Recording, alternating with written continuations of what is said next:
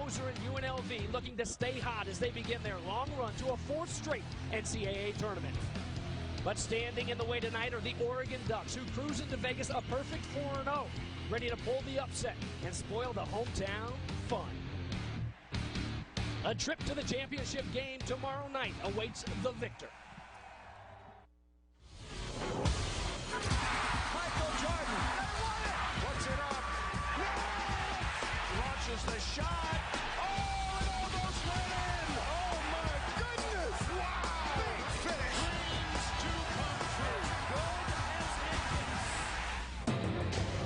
And as the sun sets here on the Las Vegas desert, we're all set for Game 2 in the 2012 Global Sports Classic, the second semifinal. And in Vegas, the nighttime is the right time, especially when the Rebels are running. UNLV hosting the Oregon Ducks in the Thomas and Mack Center.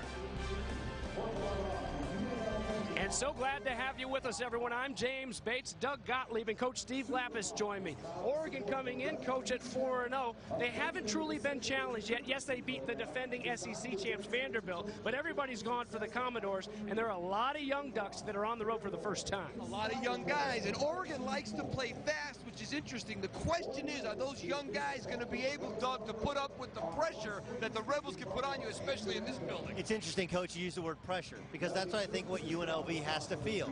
It's not easy, but it's less difficult to accomplish things when nobody expects anything of you. That was UNLV last year. This year, huge expectations, not just here in Sin City, but throughout the country, getting ready to see this team. Can they live up to those lofty expectations and play as a team? That's a big question. For Oregon, the new guys aren't just freshmen, but some transfers, and a good one in Arsalan Kazemi, Doug. Well, Kazemi, a late transfer from Rice, has been granted a waiver so he can play right away. He's a tremendous rebounder and gives them the type of athlete he can play at the 3 and the 4. And if you know anything about Dana Altman's offense, called the pinwheel motion offense, he fits perfectly along with E.J. Singler. It's going to be interesting to see in terms of Kazemi stepping up in level of competition from Conference USA, where Rice was marginally competitive. Now you're in the big boy world of basketball playing against future NBA players. Yeah, not just late with the transfer, but late into this season. Just cleared on November 15th for Kazemi. For Mike Moser, well, he's been doing his thing here in the Thomas and Mack Center for quite some time. 10th in the nation when it comes to rebounds last year for the transfer from UCLA. Well, again, as you said, another transfer, this one from UCLA. He came in and really took the nation by storm. He was one of the leading rebounders in the country. He can make threes, though he has struggled so far this year. He's really a natural four-man, so it's going to be interesting for Dave Rice putting all this stuff together. And putting it all together here at the Thomas and Mack Center, the Ducks come to town to try to knock down UNLV for the first time in 20 regular season games.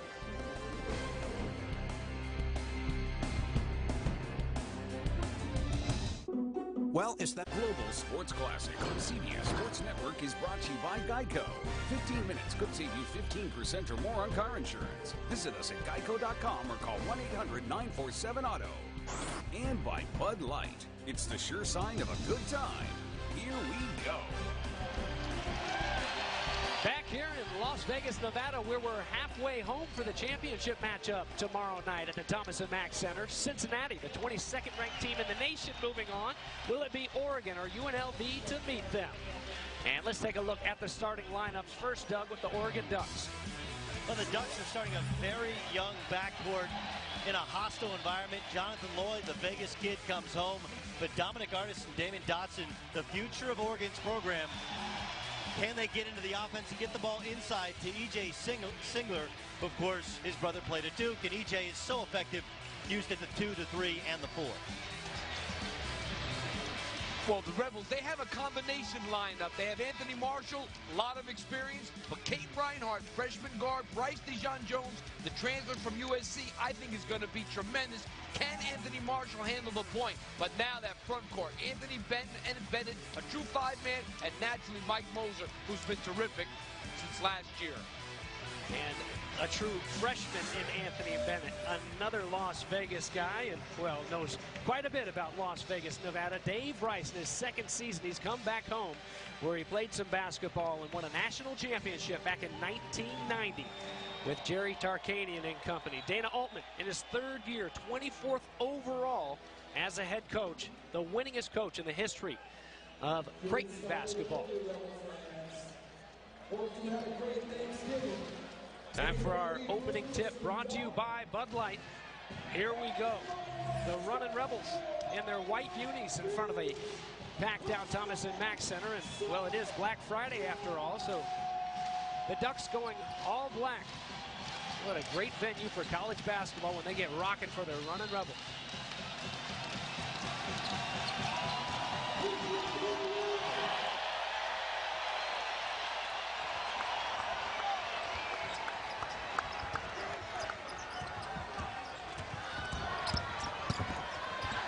Well, immediately, guys, a question that we had coming in: can Marshall handle that spot? He looks good on his first touch. And can Lloyd handle Marshall? Lloyd is tiny. He's at best 5'8". Marshall, the big question, Marshall is handling pressure. You know, Marshall can handle it to score. The question is, can he handle it and get something for someone else? Right. That's more the issue. And he's also not a great shooter. Now, when he hits shots, they become almost impossible to beat. He loves the three in transition, and the half court doesn't make nearly as many. There's Anthony Bennett for two. Nice stroke for the freshman who finished up at Findlay Prep with Shabazz Muhammad. Became the really hottest unsigned recruit in the nation once Muhammad went.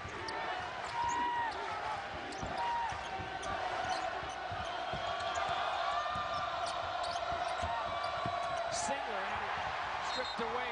Marshall is fouled by E.J. Singler immediately after. Singler's going to see something today he doesn't see that often. Length. Mike Moser is a tough guy for him to get around.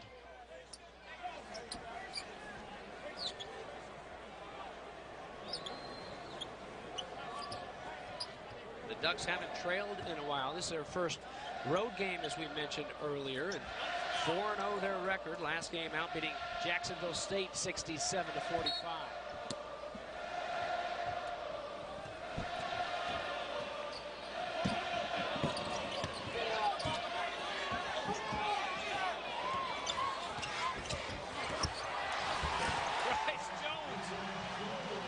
Working around. Let me tell you something. I watched him in practice last year in November when he wasn't eligible, and I said to Dave Bryce, who's that? Because if I can take one guy home, that's who I want to take. I love Bryce Jones. Bryce Jones wasn't eligible. He transferred from USC. Oh,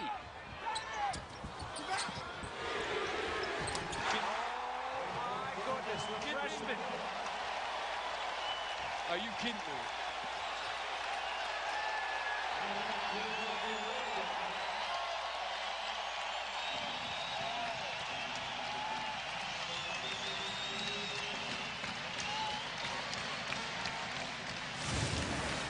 All right, so Vegas takes a 9-2 lead, fellas. And Bryce Jones, offensive-minded transfer from USC. He wants to score every time he gets it. Kate Reinhardt finds Anthony Bennett. That's a freshman. That's not a great shot in terms of rhythm, but he has balance. And he just hit one from the short corner, same spot. And all of a sudden, the Shark Tank is rocking. They are a little bit different than they were last year. I really believe that. Coach Lapis, how about some keys for these Runnin' Rebels? Well, whenever you have the Runnin' Rebels, the big thing is to pressure those young Oregon guards. Dotson and Artis are young. They're coming into this place where UNLV can really put the heat on you. And then they got to make the game as fast as possible. Run on makes, run on misses, and force the pressure and the tempo. How about the visitors from Eugene, Oregon, Doug? Well, you can't let the crowd get in the game, which they've already done. But you know, now you get a dead ball. Now the crowd sits down, take him out of the game, and then you got to minimize Mike Moser. He cannot dominate the glass. That allows, if he dominates the glass, if Bennett dominates the glass, it allows the Reds to get out, leak out, and get transition buckets, which of course feeds the frenzy of the crowd. There's Artis fading away and gets it to drop. Dominic Artis, the freshman. Well, I'm sitting here saying, well, that's not a good shot on the road, and he knocks it down.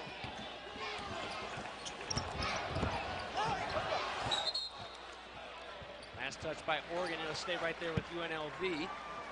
Guys, Artis, a Findlay Prep guy, led the Pilots to a 32-1 record. Well, I mean, listen, Okay, so Findlay Prep is a factory, so throw out their record. Oh, They got Guys, they got fellas. There's two programs. Okay, Findlay Prep, Henderson, Nevada, about 20 minutes down the road. Okay, then there's Bishop Gorman, which Lloyd went to, point guard for Oregon, and that's actually coached by Dave Rice's brother Grant. Incredibly successful program.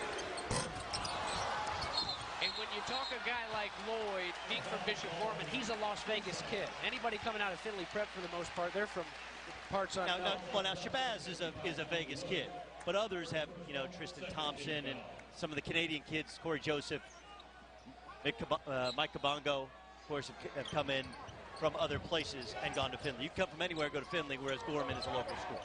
Bennett's from Crampton. Oh!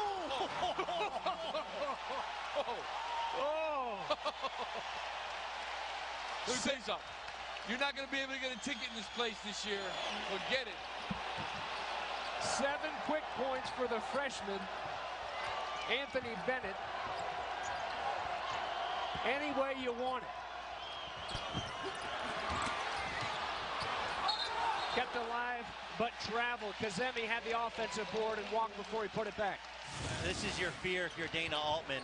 Off the inbounds, Tony Woods simply picks up the wrong man. Miscommunication. How about Kazemi? Welcome to Vegas. Finishing down at the other end is Carlos Emery, the senior. Pull up three, won't go. And Bennett can't hang on to it. The last touch by Oregon, so it'll stay with UNLV. Getting a first chance to see Arslan Kazemi, of course, transfers in from Rice, 45 double-doubles. Originally from Iran. Was just granted a waiver to be able to play right away. Oh, nice one. You can't forget the inbounder. People do that. They forget about the guy taking the ball out of bounds. That was a classic mistake right there. Anthony Marshall just reading the defense. Nobody looking, throw it off the bottom. And an easy layup. Wow, Artist with 2 more. He's got 4 now.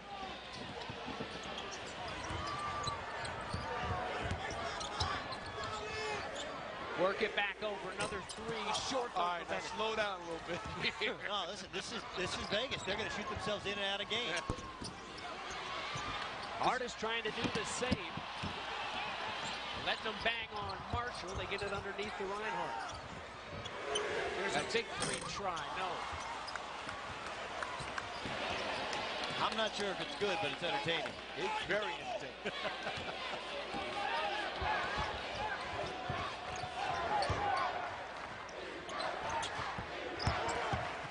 There's the former Rice Owl, unable to finish as he goes left. Kazemi had a full-blown beard in practice yesterday. Cleaned it off today before joining us at the Thomas and Mack. Gets another rebound, back-to-back rebounds, and those 2 defensive trips. Coach, every time he gets it, He's trying to score every time. every time. He's one of those guys, looks like he only passes when he has to. Woods with his own board, fouled on the putback. He'll shoot 2 when we come back.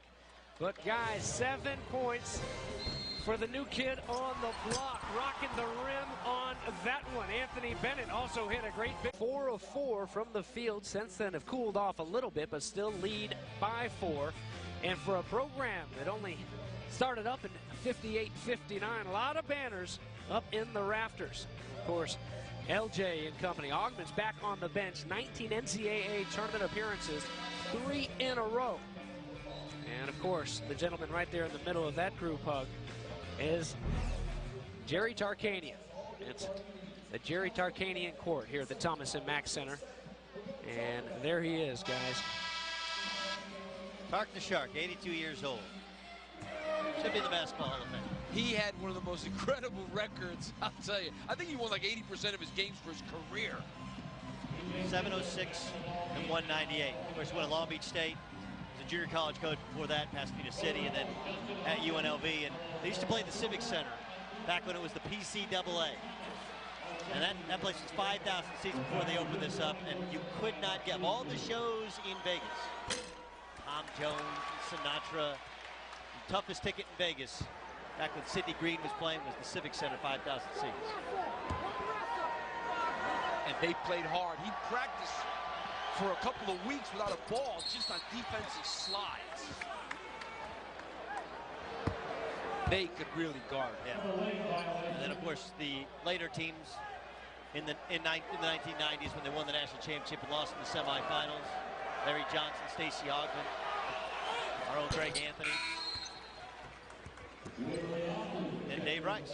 Dave Rice, that's right, part of that 1990 national championship team, a 1991 UNLV grad. Was the associate head coach on a lot of good Dave Rose coached BYU teams. There's a steal, and that's the kind of play you get out of Arsalan Kazemi. He's had 5 steals in the game numerous times in his career, because he really, for a big guy, anticipates extremely well. You'll see it right here. He just knows where to be, rotating into the right spot to make that steal right there. Very smart player. Part of that is a bad pass by Marshall as well. No question. First foul called on Anthony Marshall. And Emery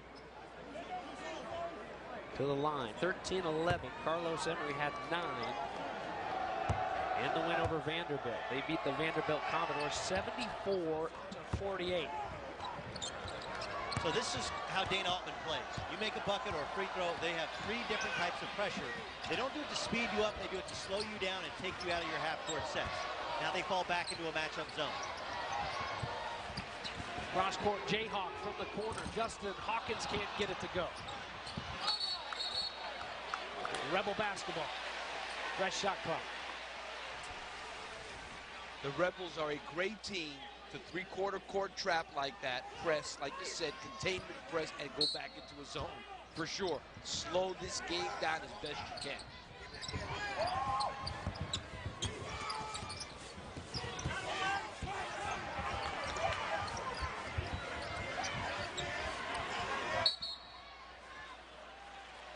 Lopez Sosa and Waverly Austin were banging in the paint. There's a whistle on the junior Waverly Austin. Semifinal number 2 in the Global Sports Classic. It's Oregon and UNLV, along with Coach Steve Lapis and Doug Gottlieb. I'm James Bates. Glad to have you with us tonight on CBS Sports Network at the Thomas & Mack Center. The number 18 team in the nation, the UNLV Runnin' Rebels, are ranked in the preseason for the first time since Jerry Tarkanian was heading them up 20 years ago. Kate Reinhardt, number 5 in the white. He will get him up in the hurry as well. Floater there and an offensive board. Right back up for Quintrell Thomas. No. And fighting underneath is Kazemi with another rebound.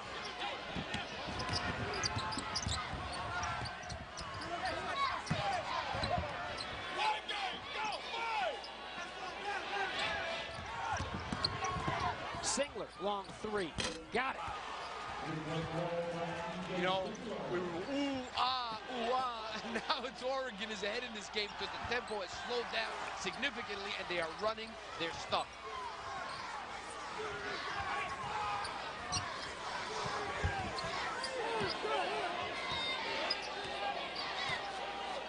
The run is 8-0 over the last, now 320 plus for Oregon. UNLV started hot, 4-of-4 from the floor. There's another 3 try for Hawkins. No. Those are tough shots that he's taking. They're not coming off interior penetration. They're coming off skip passes. These aren't good shots. Yeah, you got to get something to the foul line area against this zone. Some kind of passing, something penetrating in there. Let's see if the one-handed rebound by Thomas gets anything. Marshall. About 2 feet shy. So Oregon likes to run 2 things. One, their pinwheel motion. The other is kind of spread you out, high ball screen, and then they'll run a set at the end of it. This is just a simple high ball screen with Arslan stepping in and posting up. But if you leave E.J. Singler, he is a deadly three-point shooter. He is the most important player on this team. He can play the 2, the 3, the 4. But he's been coming around late because he had a knee injury that kept him out of the first couple weeks of practice. And Justin Hawkins that time, Doug, really helping Wade. So you can't leave him alone. He's a very good three-point shooter. He's that stretch 4-man that we talk about. But he's also like his brother, just really tough, physical, had a good little post game as well. Well, and his brother's been coming around as of late for the Pistons. Spent a year in Spain, now back in the NBA. Good ball movement there, unable to finish. Goodman down underneath. And losing that one is Emery. That was a heck of a pass by Mike Moser. Watch 25. E.J. Singler with a little block. He does so many of the little things. Oregon's going to be an interesting team. You know, last year, I thought, frankly, they should have gotten to the NCAA tournament. They were a different team when they got DeVoe Joseph, a transfer from Minnesota, when he became eligible. He averaged 18 a game. You know, they were a dominant team in the Pac-12 from the time that he was eligible. This is a team that now, new pieces, Tony Woods a transfer, Zemi a transfer, Singler back. If the freshman guards can come around, they got a shot in the Pac-12. Well, picked at the beginning of the season to finish 7th in that Pac-12, but no way. Like you just said, yeah, that's... Caden Reinhardt's not shy either. That was a good... No. He likes to put him up also. This is the one issue that Vegas, the two issues I see Vegas having. One, no true point guard. And two, they got a lot of dudes who like to put it up. Yeah. You know what? It's really bad to not have a point guard when you got a lot of dudes that want to put it up. Yeah. That makes it even more glaring, the weakness. You need somebody to tie this thing together. They work it around, back down to Goodman, who loses it out of bounds, 15-13. The Oregon Ducks on top of the number 18 UNLV Running Rebels here at the Thomas and Mack. It is Oregon's first road trip, but no, they're not Paris. It's the Strip here in fabulous Las Vegas, Nevada. In just a minute or so from the Strip is the Thomas and Mack. And here's a look at this 2012 version of the Oregon Ducks. They lose 3 of the top 4 scorers from last year's 24-win team. Getting 2 starters back off that squad. Of course, Singler and Woods. First 4-0 start since Ernie Kent's 2007-2018. And back in 08, last time they went dancing and reaching the Elite 8 in 2007 and taking down a then-coached Lon Kruger squad in the process in St. Louis, beating UNLV. Well, Dane has been a very good coach for a long time. He's got some young guards, Artis and Dotson, but this guy, they run their stuff. And if they stay disciplined, which they probably will, they're going to give UNLV all they want in this game.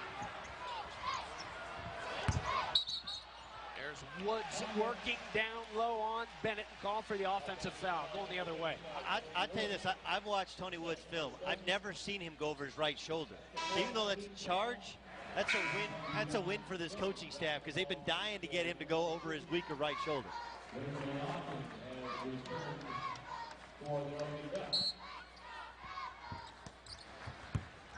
And here back to this little kind of pressure that we talked about earlier. Just try to keep the ball in front of you. Make UNLV use up 12 seconds before they can get into anything.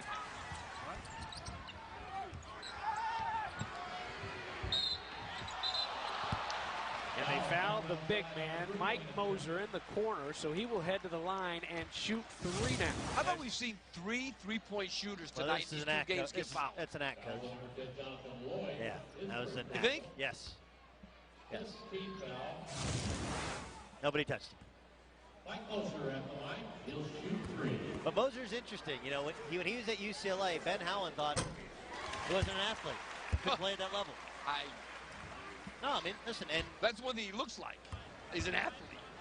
Yeah, he's very skilled and adept at rebounding out of his zone, you know. And he's a good face-up force. The other question for UNLV is, they got a kid sitting on the bench, Kim Birch, Canadian transfer from Pittsburgh, becomes eligible semester. And many people in the program, including Dave Rice, said there are times in which he's the best player in our program during practice. If he starts and they're going to play Bennett, can Moser play the 3? He cannot. And I think that's going to be a problem. I think their ball handling will go down even. Their ball handling is a question mark now. Then it'll really be a question mark if Mike Moser's playing the 3 spot. One of the better defenders around, Justin Hawkins, whistled up a little bit too much from Lloyd. I think what's going to happen is a guy like Carlos Lopez and Quintrell Thomas are not going to play that much. Quintrell Thomas won't play. And keep that rotation. I really like Lopez. They have a wealth of riches, they probably have too many guys. He was one of the most productive guys in the country. He played like 12 minutes a game and averaged 7 points. He started a lot of Mountain West schools. He would. Oh, definitely. Well, not in there right now, guys, but we've seen big Quintrell Thomas. We've seen an effort out of him here early, and that shows. He's lost some weight. But that's what you're going to get out of him, knowing that he's going to be fighting for minutes. If he sees what's there, if he wants to play, he's got to get after it. What was that? The freshman artist taking advantage. And Dave Rice wants to talk to his team. Where is the leadership on the floor? That's going to be the issue that Dave Rice has to deal with this year. That time they didn't. We got to get the ball to Caden Reinhardt now. He's the point guard now that Marshall's out. It's just that you really don't have. One thing about Oscar Belfield, he wasn't a great player, but he really was a solid leader. No question. And he lost Chase Stanbeck as well, who could play a couple positions. He shot a lot, but he also was a good ball handler and a little bit older, mature as a transfer. But right now, if you're Oregon, you got it right where you want. The crowd's out of it, and they're out playing them, and they're out playing them at the defensive end, basically. And defensively for those Ducks, it's been some young guys getting involved. And then Singler with a block. Effort plays, length plays. Tony Woods recovering on the drive. Dana Altman's a heck of a coach. 11 years in a row at Creighton. They won 20 games or more. Remember, he left once to go to Arkansas, didn't like it. Weeks later, came back, went to Creighton.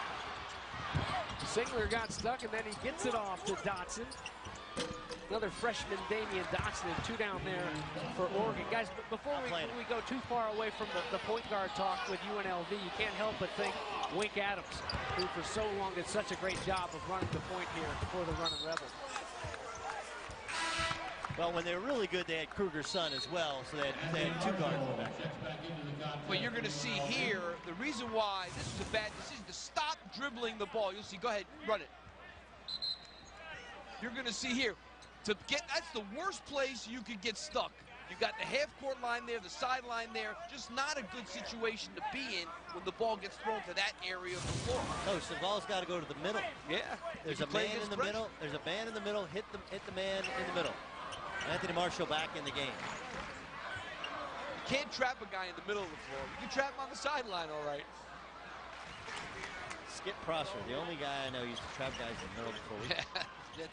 Trap you everywhere.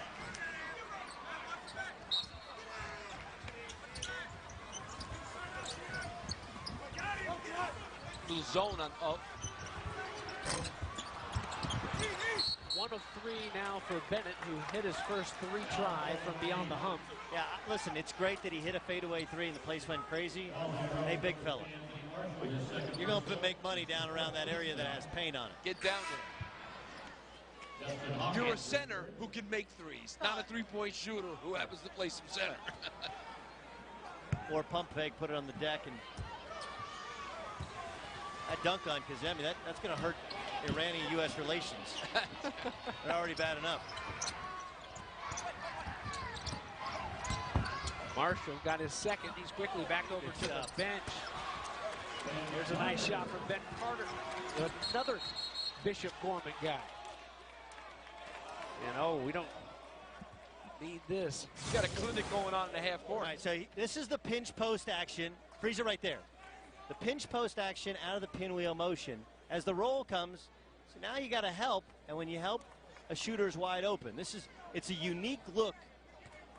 It's very similar to the triangle offense, which of course Tex Winter used during his time at Kansas State, and then a system with the Bulls and the Lakers. It's got a weak side pinch post action. And Oregon, if you allow them to get into their rhythm and run their offense, it's hard to prepare for an offense that virtually no one else in college basketball runs. I think if you're going to take a key to stopping that offense for UNLV, you got to stop that high post flash. That's the key to stopping that offense. Keep that ball in that middle. A little bit of trouble at the middle for Reinhardt. The turnover. And here come the Ducks, leading by 5, trying to add to it. But come up empty on that trip. 9:38 left in the first half here. Now, if you're Dave Rice, this is you have to get Anthony Marshall back in the game and play 3 guards. Reinhardt's a very good player. 1, he's a freshman. 2, he is not a point guard. Mike Mosier's a very good ball handling forward, but he is not a point guard. And the closest thing you have is on your bench.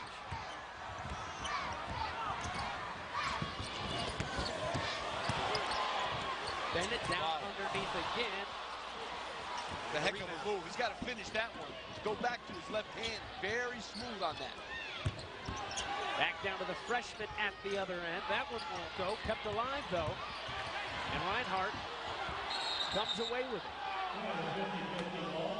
Will stay with the Ducks. Possession arrow pointing their way.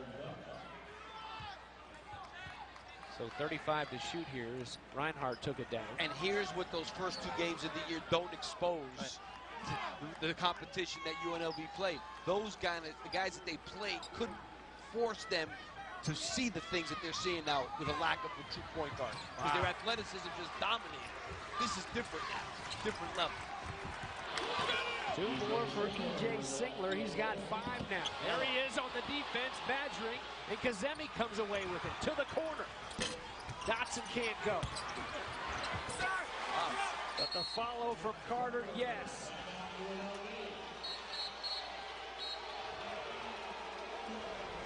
All right, so this is turning into an epic and complete debacle for UNLV. First, let's start with the inbounds play. All right, so basic inbounds play. Who's ever guarding the basketball should be right here so that the first cutter is guarded. Go ahead, roll it, fellas.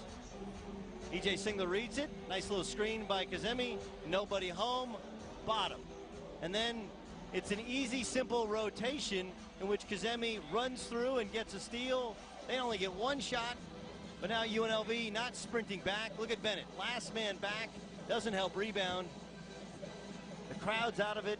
Oregon's up 9, and UNLV has to figure out how to break through Oregon's pressure. After the first timeout, talk about a game changing completely over the first 5 minutes.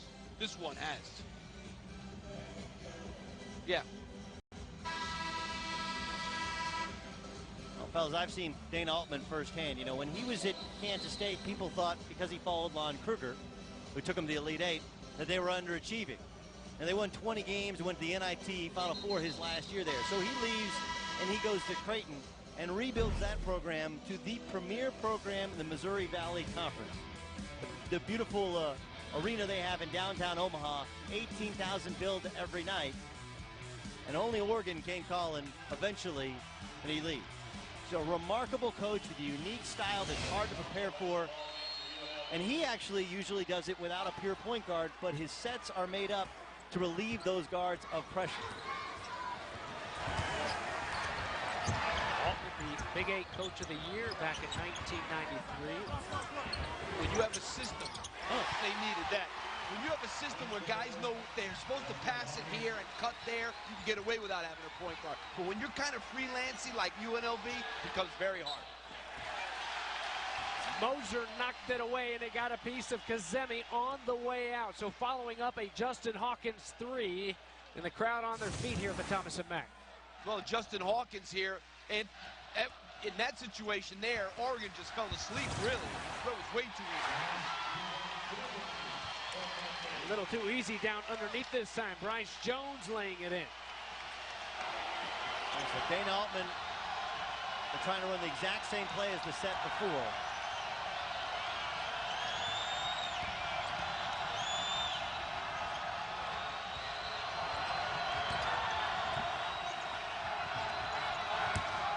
Singler drives, leaves it right there for the freshman. That was pretty bit. Carter able to finish it. E.J. Singler. Pretty good move by Singler, but I'll tell you, that's a pretty bouncy Ben Carter there. When you see pressure, the place is starting to go nuts. Put the ball on the deck and create a shot for a teammate. Great play.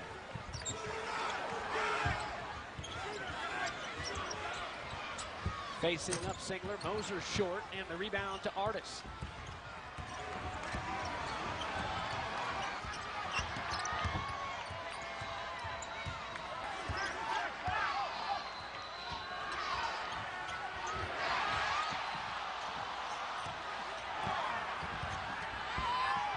Dotson for 3.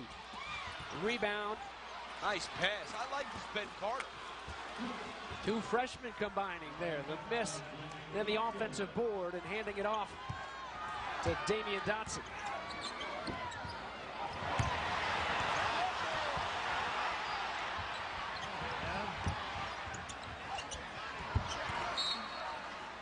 But one thing about Oregon, they know how to give a clinic in the half court, and that's what they're doing at UNLV right now. Make this game a half-court game and make plays out of your offense. Singler there with a great find of Carter. And an offensive rebound again.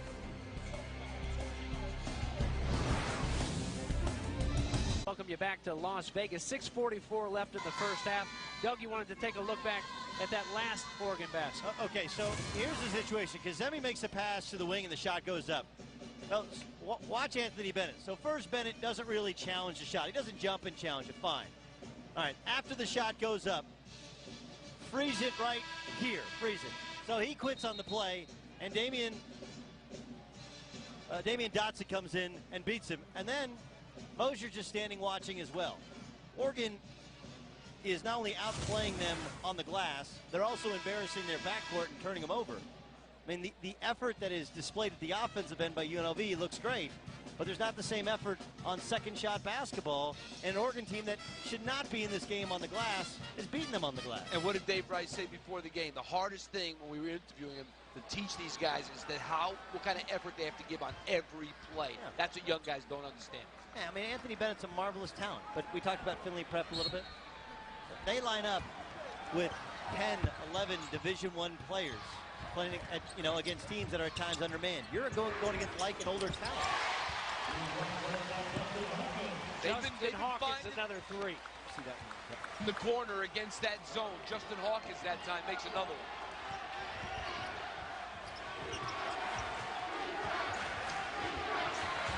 Dana Altman worried out loud how his freshmen would handle this first road trip here in this environment. They've responded in a big way. Nice follow there by Waverly Austin. The guys, 19 points now of the 31 by the freshman for Oregon. And back down at the other end, and one for a freshman from UNLV in Bennett.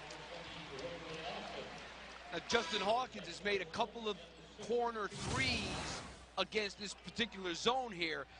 They get the ball up quickly, and the ball, that was in the transition. Anthony at the line, he'll shoot one.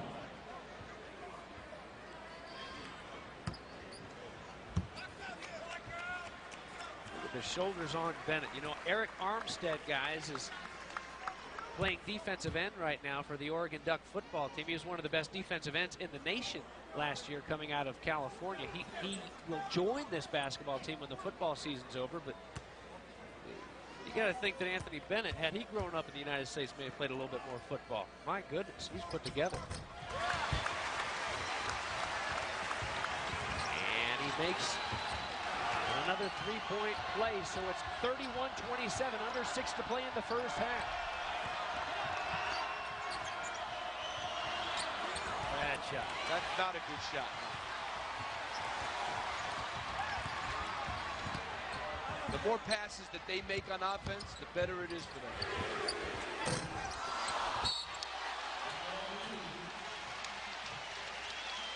Now you'll see Justin Hawkins making this corner jumper against the zone. Okay, you can run it. You see the screen on top. That's where it starts. That's where the stop it. The imbalance started right up here. Now two guys are guarding one, and that's why Justin Hawkins is wide open in the corner there. And Anthony Bennett sealing his man inside also helps as well. That ball screen on the strong side and overloading the weak side is a trend in college basketball that's come over from Europe about 10 years ago. As critical as you can be of Dave Rice and leaving Anthony Marshall out too long against the press, it's a quality play out of a timeout in order to get in the bucket. Nice quality trip for the freshman Bennett at the line. He now has a dozen, and he has them making some noise here in the Thomas and Mack Center.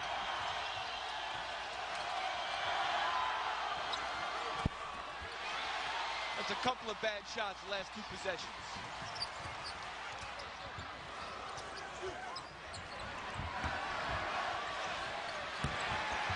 Bennett on Kazemi.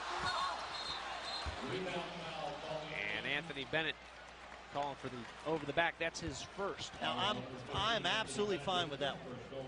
Fine with it. Oh, yeah. The threes, you hit one, you're open, you get a rhythm, fine. But that's where Anthony Bennett is special. There are so few low post players that have not only the size but the skill. That's a good shot for UNLV. He had a great duck in there. He had his man sealed up hard. Get in there and do that a little more often. Singler working on Jones, short here. Keeping it alive, the freshman. And using the shoulder, trying to buy some space instead, buys his second foul. Does E.J. Singler. All right, he's only hit that one big three, but Justin Hawkins' attitude, his aggressiveness defensively, has really kind of changed how UNLV's playing. He's forcing the point guard away from the ball screen, and then, of course, great energy in hitting a three-point shot. Of all the guys for UNLV, he's probably played the best and helped the most in this comeback. That was the 8th team foul for Oregon. Goodman turns it over. So not a great first half for the freshman from Philadelphia. No, you know what guys don't do? Get into the flow of the game. Make some passes, throw the ball around, play a little defense, couple of possessions. Get into the game. Don't force the game. Like that? Artis. Well, Artis has been in the game, so he's in the flow.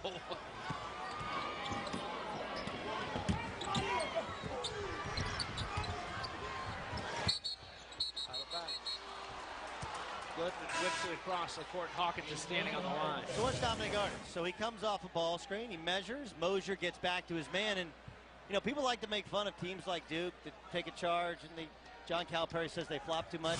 But how about just one guy from UNLV planting their feet and helping a teammate out instead of everybody trying to block a shot? There's Hawkins on the ball. Good bounce.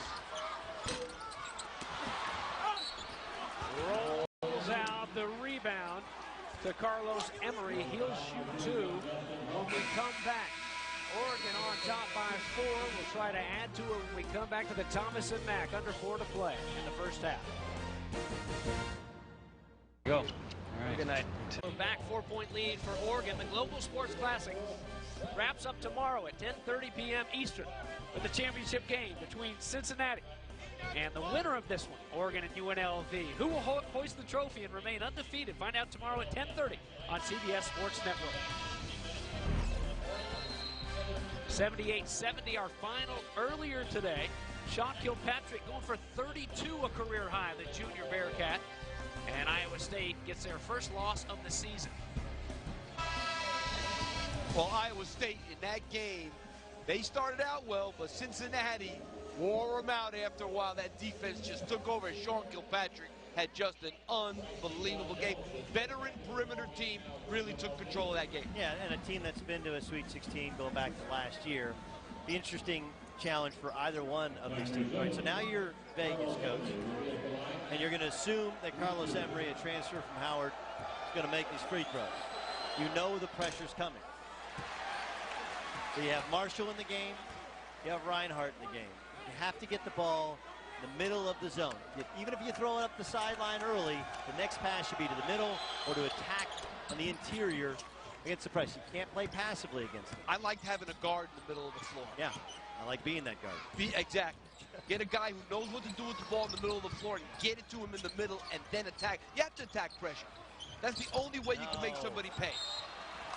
Oh, wrong pass.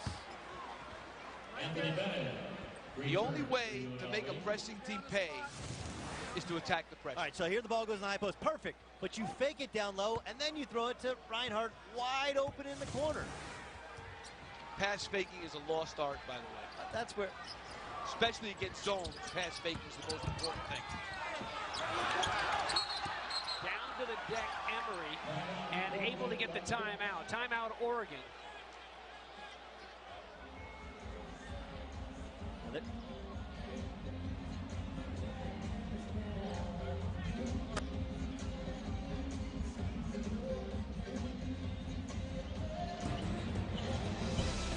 Coming at you at the half, we'll talk with Cincinnati head coach Mick Cronin. His team waiting on the winner of this one tomorrow night on CBS Sports Network. A little season preview for you. We're just in November after all. And of course, we'll take a look at the first half. Highlights from this one and the stats. Right now, you've got Oregon up 34-29. Oregon's outplaying them. Just flat out outplaying them. Running through passes. UNLV looks stunned by the fact they cannot break through the multiple pressures that Dana Altman uses. Of all the coaching job Dana Altman's ever done, he won 21 games his first year at Oregon with 6 scholarship players. I don't care how down you think the Pac-12 was. That's an incredible accomplishment in that squad. This guy can coach, and you better be ready because his teams will be ready. Well, he's given UNLV a lesson in how to control a tempo, that's for sure. There's another rebound for Bennett, Anthony Bennett. UNLV a chance to chip away here. Nice strong pass down underneath the Moser.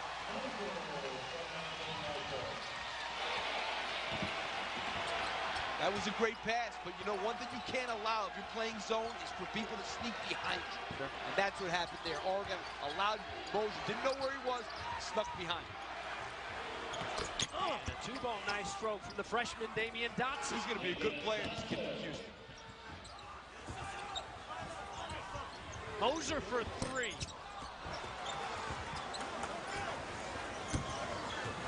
You know, there's a little bit, again, a different offense. There's a little bit of Wisconsin to Oregon style in that it's not that they play slow. They score a lot of points. They just have a half-court offense, and they will execute it. And they're efficient. And they'll change their pace based upon the matchup as well. Good hands there by Bennett. Wow. Guys, done a little bit of everything here so far. Retry, no. Moser's fighting. And so is Anthony. Wow, to keep it alive. Again a three. This one goes. Bryce Jones drills one. Oregon will run when they have it, but they also will do what they have to do to get a good shot in the half court. If it takes 30 seconds, it takes 15 seconds, but they're going to get a good shot. Dana Altman getting into his guys because this cannot happen. One shot, watch the effort on the glass. One side Bennett, one side Moser. And just imagine you add Kem Birch to that mix in the length. And I told you, Coach, every time he gets it. Yeah, every time. Bryce Jones will shoot it every time he gets it, if possible. That's where you have to, even sometimes he's open if you're Anthony Marshall. You got to just nod and be willing to get the stink eye from him because you know it's going up. Checking to make sure that was a three. We'll take another look at it for him. That's safe. That's a three. Oh, was his toe on the line? I think it was a three. I think it was too. Oh, it's a three. They're calling it a three over there. That's... To start it though, guys, the hustle play of Bennett. And that's one thing, talking with assistant coach Justin Hudson of UNLV earlier today, the hustle stood out in games like that Jacksonville State game. And just 2-0 here coming in. But down on the deck to make that three possible. And now it's 36-34, under 2 minutes here in the first half. I'd be surprised if Oregon plays for a backdoor cut as well. Oh. Ugly, but an offensive rebound. UNLV comes away with it, Anthony Marshall.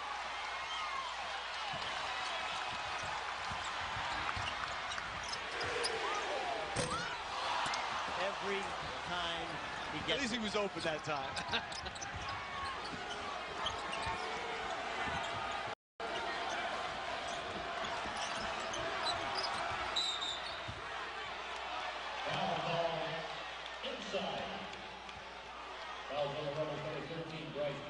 That's Dijon Jones working against Ben Carter there. Whistled up for the foul. And here's, listen, Bryce Jones has a ton of talent. Spent some time at SC. Didn't get along with Kevin O'Neal, transfers to UNLV. But those shots you can take when you're a redshirt and you don't have to play in a league. And you miss a shot and the scout team loses, it's not a big deal. Oh, no, yeah. And I know he just hit one, so that one he's not as egregious of as some of the previous shots. I mean, literally, every time he's touched the ball, the offensive end, he shot the basketball. Hey, fella, let somebody else feel that leather. But I think it all goes back to there's really no leadership on the court. Even though Marshall's a senior and he's been a good player, it's just not it's not what he is. The rebellion, the student section here trying to rattle the freshman from Vegas. He knows all about the Thomas and Mack Center. Good trip there for Ben Carter. And it's a 4-point lead for the Ducks. He's been struggling all night. Reinhardt still scoreless. And we'll go to the other end and shoot.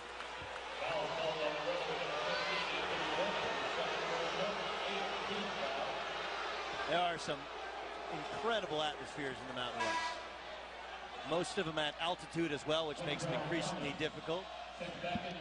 Oh, I know it's only 2,500 feet, but Vegas is it does have slight altitude, and it will affect you more than you think when you play here.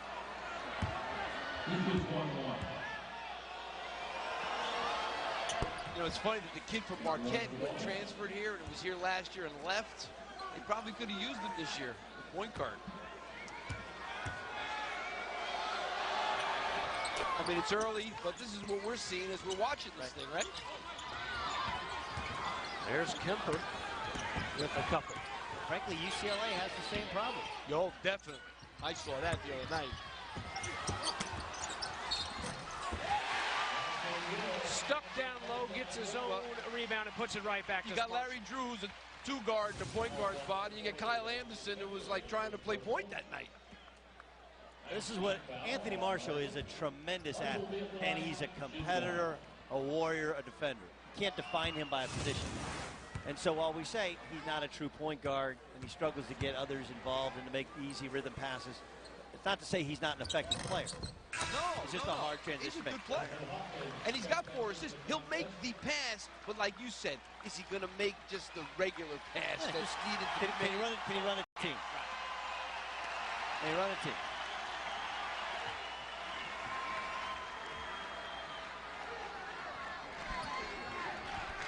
All right, do you want to go 2 for 1 here, Coach? 46 seconds? I like it. College guys don't do it very often. I definitely like it. If you get a good one in the first 8 seconds.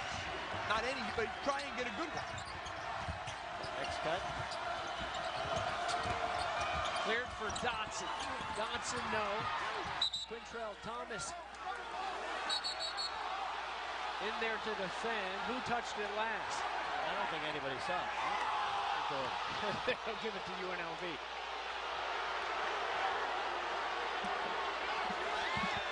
Check that. Stand right here, 21 on the shot clock for Oregon. 31 and a half left in the first half.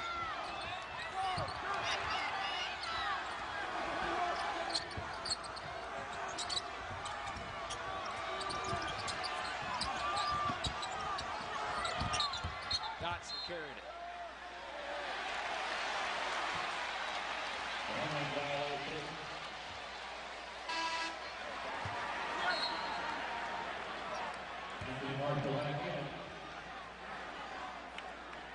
The weak side lob has been open against the zone.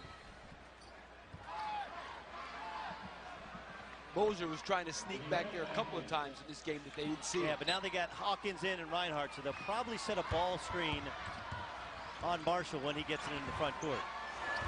Three ties it. If he gets it.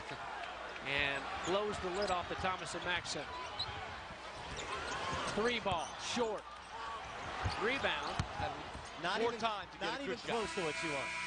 Not even close. Had plenty of time to get a better shot than that. There are 4 other players I'd rather have shoot that shot than Anthony Marshall. That'll do it through the first half. And the visitors, the Ducks from Eugene, Oregon, on top by 3 as they head to the halftime locker room. You're watching the Global Sports Classic on CBS Sports Network. 40-37 here in this one. But who are the top teams? Who will be the big surprises? CBS Sports Network's Adam Zucker has the answers as he previews the 2012-2013 men's basketball season. Can't wait until March for the madness to begin. We can't wait for the second half to begin. See who's going to join Cincinnati tomorrow night when we come back.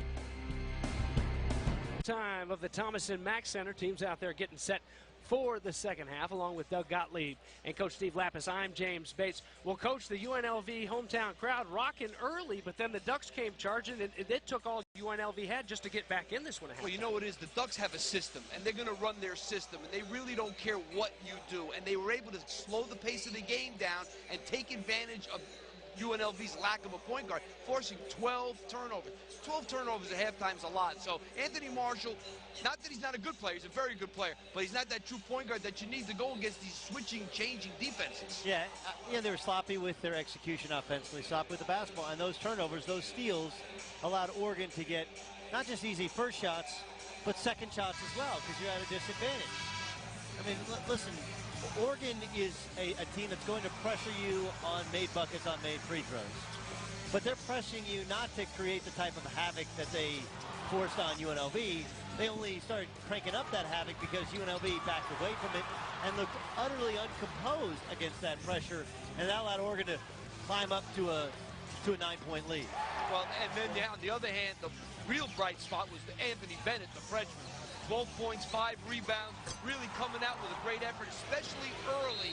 But this kid is showing the kind of force that he can eventually be. And here are your stats through the first half. Look at the bench points for Oregon, and a lot of those points from freshmen. Guys coming off the bench like Ben Carter, the 6'8" freshman from right here in Vegas. But one of the stats that we didn't show was Oregon 15 points off of turnovers. That's a huge number, especially when you're on the road. Usually it's the other way around. You know, the team that's on the road gets turned over. In this case, they're turning over the home team. And listen, I talked to the Oregon staff at halftime, and they're upset. 2 of 10 from 3 is unacceptable. They need to hit some shots. They should be up 7, 8 points.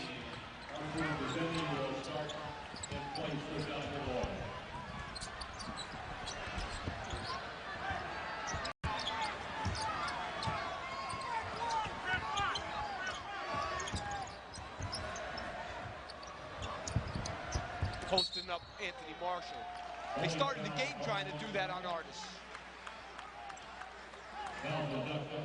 No mouse in the house offense. That's the first on Artis.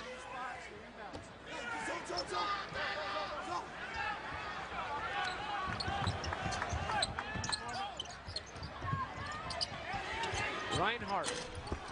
Well, he needs one here. Reinhardt still scoreless. Yeah, they need him to make one. Three ball. Find him in transition. Dodging the bullet there. Singler comes up empty. Here's Bryce Jones. What's he going to do with it, guys? Every time he gets it. That should have been our first half stat. Every time How many touches? How many shots? Yeah. 9 touches, 9 shots by my count. Those are very unofficial stats. Well, one official stat is that's 3 on Woods. Big Tony Woods. Big shot blocker for the Ducks has 3. And foul trouble was a big issue for the Rebs in the first half, as Anthony Marshall picked up 2. That was one of the reasons that he spent extended time on the bench, even though they were struggling against the press. Coach, were you always a 2 and sit him down guy? No, it depended on when they happened. If they happened early, I would definitely get him back in. If they happened late in the half, he'd be gone. But if he got him in the first 6 minutes, I'd want to bring him back for sure, because I hate having a guy out a whole half and then bring him in halftime and he's not ready to go. So it depends. No hard and fast rule. No.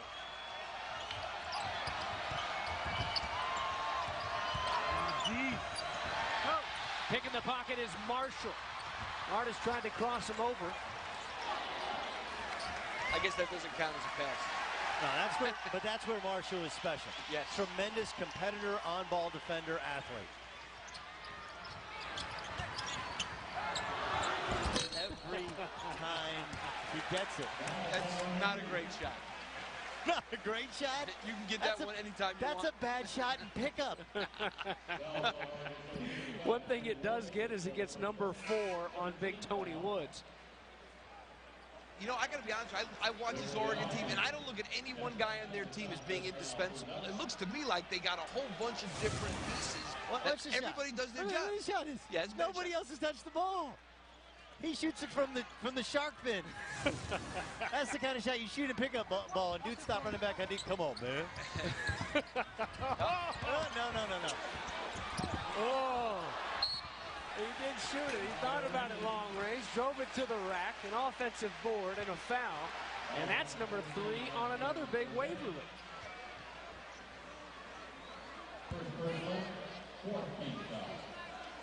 I'm sorry, that's on Kazemi, they'll call it. That's number 1 on Arsenal.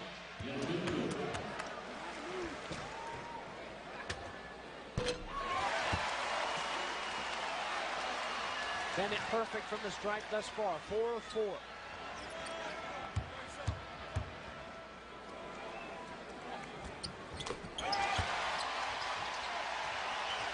Little full court pressure of their own now.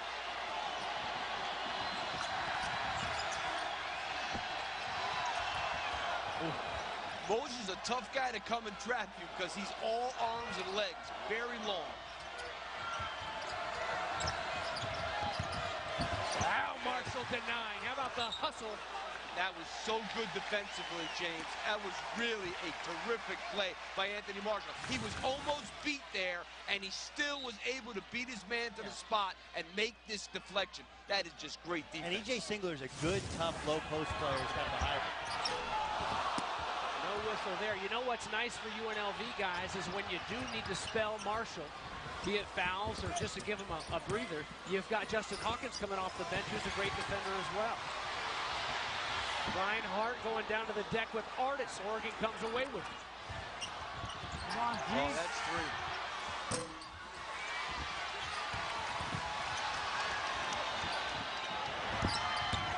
That's 3. Bryce Jones. And we're going the other way. That's bad. That's back ball. Yeah, that's back ball. He stepped to the side. I wasn't even close to being a good call. That is a blocking foul. We talk a lot about this point of emphasis here. That guy is sliding. Artis is sliding to his left there, and that is not a charge. That's a blocking foul. I'm with you. Takes away what would have been a try at a 3-point play. It is 41-40 UNLV, who leads for the first time since 1650. Is that what I thought it was? No, it's not amazing. Listen, No, John Adams, who's overseeing the officiating, will tell you there's no such thing as a makeup call. So the possibility that that's a makeup call. No, it's not. And everybody watching think it's a makeup call. It's not. It's not. Okay? It would seem that way. I was a little fooled. And it was the same exact official who realized that he made a poor call at the other end. But it wouldn't actually be a makeup call.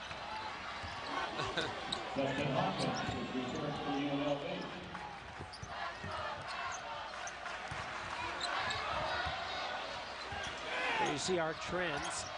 The Ducks led by 9 at one point. Boy, if he would just look opposite once in a while. I mean, there was somebody, I think it was Justin Hawkins, was wide open on this side of the floor. Look opposite from the low post. Coach, you're exactly right. So here's the deal. When you throw the ball into the high post, okay, and here's Mosier right here. This is a passing position. Look, there's 5 Ducks right there. They're all there. There's somebody on the weak side. Get in the high post, throw it to the weak side. You know Bryce Jones is going to shoot it. Look up. Oh yeah, don't worry about that. But that's a good shot. Look opposite. From inside out, or you can ball fake and drive it, or then you can take that shot. But that's not a good shot. No. The ball never leaves one side of a zone offense. The most important thing to do against a zone is make that zone shift by reversing the ball. Coach, you saw these Rebels quite a bit last year. Was it a team that shared the ball a lot better last year than we've seen so far here tonight? Yes. They did. And you know, Chase Stanback was he was not the volume shooter that Bryce Jones is. Well, this is that offense, okay? The pinwheel motion where you can roll a 3-man in the low post. E.J. Singler calmly taking a shot. Belfield made a difference. Now, let's say this, too. It is their third game of the season. You know what I mean? It's a brand-new team. It's a third game of the season. They have a lot of talent. Belfield was a calming influence, without question. He almost made the Knicks this year. It's not like he can't play. He was the last guy cut from the Knicks. Dejan Jones trying to walk it off as he was fouled hard. They can't lose him, guys. They wouldn't have anybody to shoot it. Oh. He's a little antsy. Give it, you know, let's take it easy. First big television game. And there is something else that's hard. As a guy who transferred, but I didn't sit out at the school, but you sit for a year. You got all this kind of pent-up emotion. You've been watching everybody else, all your friends play on TV. I bet, yeah. It's one of those, we've seen some transfer, Will Clyburn play poorly today for Iowa State. It's a lot like it's almost reliving your freshman year again, where you so want to make the right impression, want to make the right plays. And as we said, this is the first real game for these guys. The games they played before, they couldn't lose in a million years. These are real games. Well, Jones broke his hand on a dunk not too long ago. He didn't he's practice just getting back into the action. He did not practice that much either. Carter's got to make that, got to dunk that. Here's Hawkins, long three ball, no. Nice rebound defensively for Carter, and here come the Ducks. Singler's all alone in the opposite corner. That was not good transition defense that time. Wow. No whistle, still letting them go. Wow. Anthony Marshall trying to call timeout, but he didn't have the ball. Well, the effort from Anthony Marshall. He is football strong, football tough, and the Rebels trying to fight, scratch, and claw back into a one-point lead in the Shark Tank.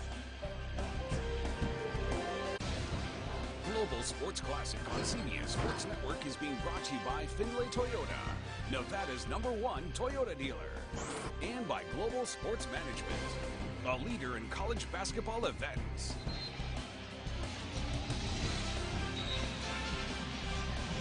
And we welcome you back to fabulous Las Vegas, Nevada. Nice shot of the Strip at night. We're in the Thomas & Mack Center, though, where all the energy is tonight in Vegas, hometown on top. And we remind you to help the victims of disasters like Superstorm Sandy. Text Red Cross to 90999 to make a $10 donation to the American Red Cross Disaster Relief Fund. CBS cares.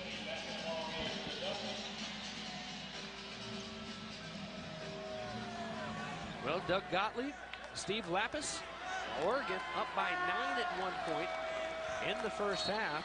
Went to the locker room up 3, and now UNLV back on top. And that's the second one Singler's gotten on the exact same, very simple out-of-bounds play. Made one in the first half, but just barely missed one in the second half. Well, they got Justin Hawkins in the middle of the floor now. Better. And Moser's a good passing big. Those are 3 decent ball handlers. Yeah, that's a good way to attack it, I think. Moser hard bounce pass, and Goodman can't come away with it. There's Singler. Well, Singler and Marshall right down on the deck, just as they were right before we went to break with the last whistle. I got a pet peeve about this. Singler was trying to pass that ball. He didn't realize that he had the possession. So he could have risked the turnover there trying to pass that from flying down. Just hold it, let them tie you up, it's your ball anyway. He did. But that's how he's trying to pass it first. Yeah, but he didn't see anybody. Then he got tied up. No, but he didn't see anybody open, so he held on to it. I agree with the thought. I think in that particular instance, I'm going to say E.J. Singler didn't throw it for that reason. Okay. Other end steps back, misses, and scary there. Marshall and Kazemi underneath it. Nice. Feed to Hawkins and finish it. Jayhawk does it defensively, whipping it around.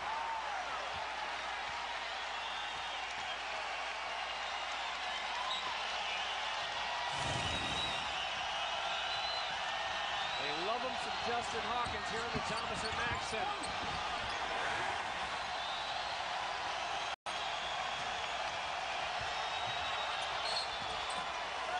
Carter's foul as he goes left by Moser. That's number 1 on Big Mike. His first personal, second team foul. Ben Carter's another Vegas kid. There's a wellspring of talent in Las Vegas. You know, Seattle has been producing by kind of the dozen college players, a ton of pros from the Seattle area. You look at a guy like Ben Carter, who played at Bishop Gorman. So too did Jonathan Lloyd, who's sitting down. And of course, you know, Dave Rice, who's from Las Vegas, played at UNLV. He's the head coach at UNLV. His brother's the head coach at Bishop Gorman. And Bishop Gorman's high school where Shabazz Muhammad played. That was one of the reasons that many people believe Muhammad wouldn't end up here at UNLV playing for his brother. Also the best high school basketball uniforms I've ever seen. Oh, is that right? And orange and blue like my Gators coach. That's why you like it. No, that's not the only reason. They're sharp. And for those wondering, like the football team at Oregon, there are a few choices, but not as many as a football team. 8 uniform choices are what they have for the basketball team, which is more than most. Yes, I'd say. Their arena is, if not the nicest arena in the country, I would challenge somebody to find a better arena. And Oregon's new arena is only 12,500 seats. They didn't overbuild it like so many buildings that you can't build.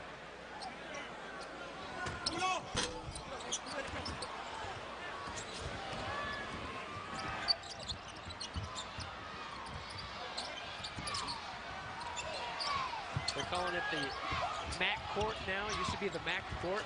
Matthew Knight. Now it's Great Mac Court. That pinch post. Oh, wow.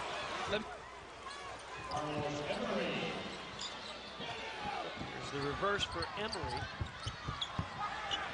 Long 3-try. Reinhardt. I came at the right time.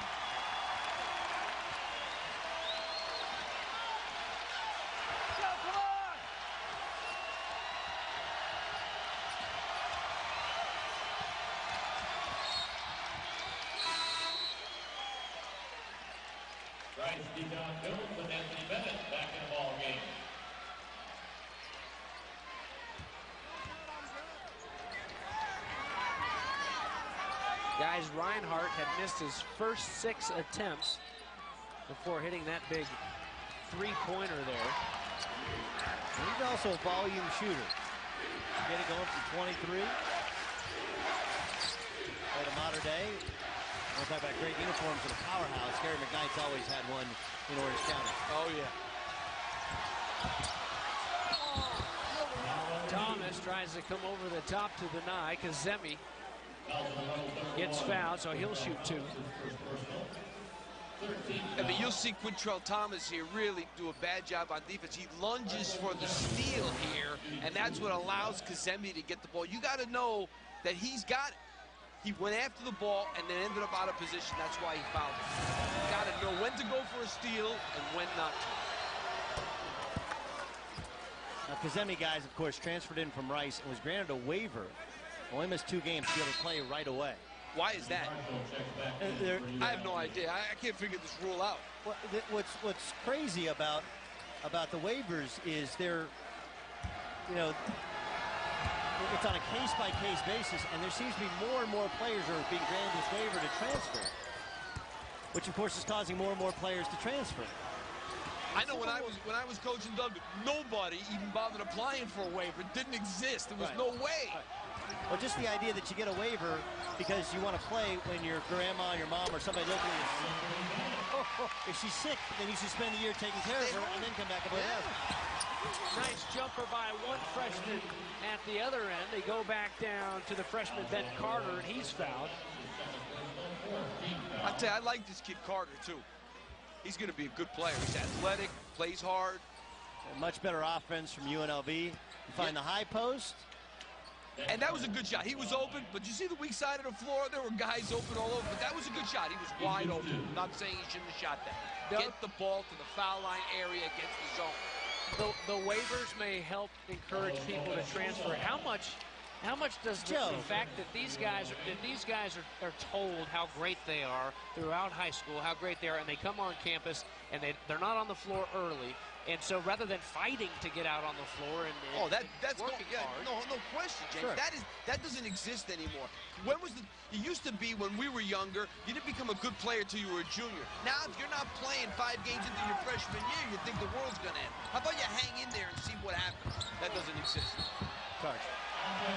Reinhardt. I feel very strongly about that because I've had a number of kids who at the beginning of their careers didn't pan out, and in the end they ended up being good players. And you know what? They say, thank God I didn't leave. Well, the worst ones are the ones that transfer after, Oregon lost a kid last year, Jabari Brown, who's going to play at Missouri.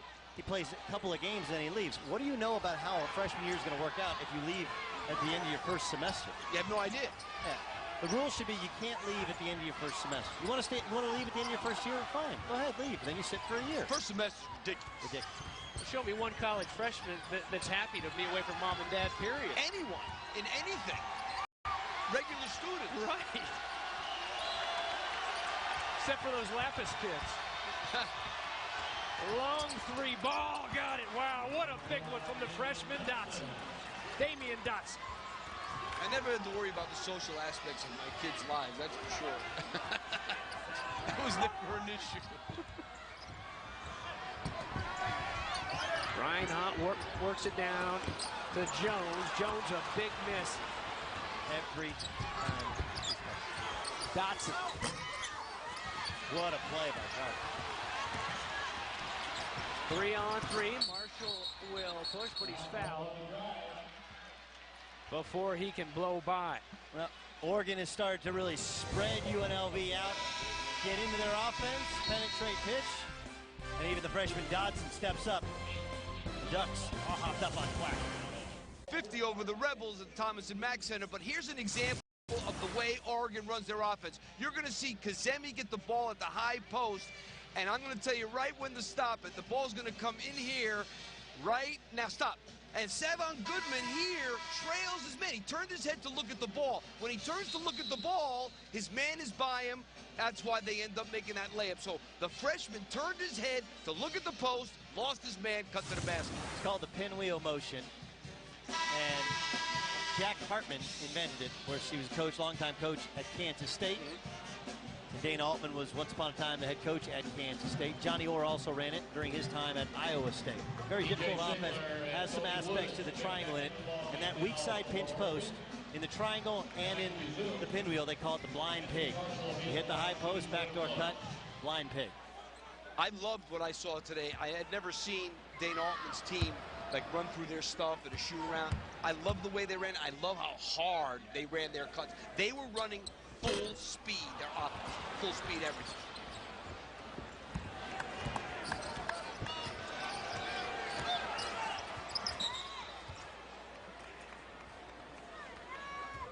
.11:47 left to play. This is the second semifinal of the night. Cincinnati winning 78-70 over Iowa State earlier tonight. Interesting that Dana Altman's going to go with Tony Woods with 4 personal fouls. He just wants to get some use out of him. Why not? The other big guys have played better than him all night. Wow. He made a nice play there. Woods, a transfer from Wake Forest.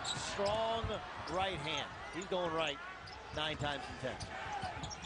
Nice shot fake there. I think they have a lot of big guys that are interchangeable, Oregon. Back down to Woods they go, averaging 12 points a game coming in. All back that shoulder.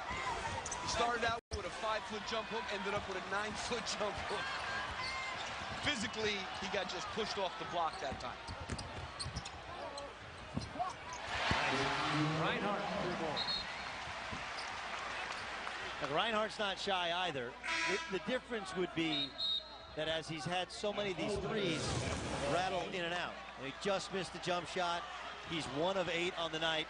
Drive the basketball, take a nice little mid-range floater. And a poor closeout by Kazemi that time. He couldn't stay in front of him. I think what Kazemi's going to go through is, even though he had 45 double-doubles at Rice, it wasn't a particularly high level of basketball. Not necessarily just in Conference USA, but they weren't a very competitive team in Conference USA.